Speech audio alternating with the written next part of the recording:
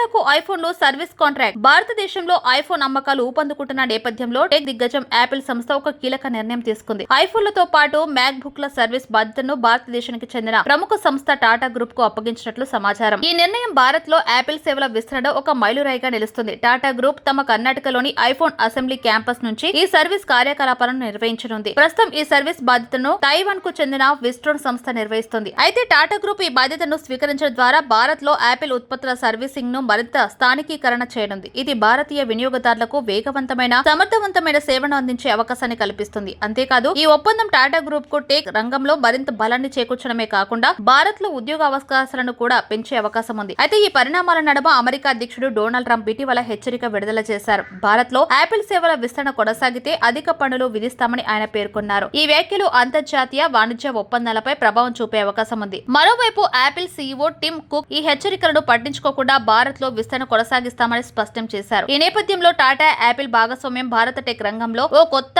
అధ్యాయాన్ని తెరవనుందని నిపుణులు అభిప్రాయపడుతున్నారు.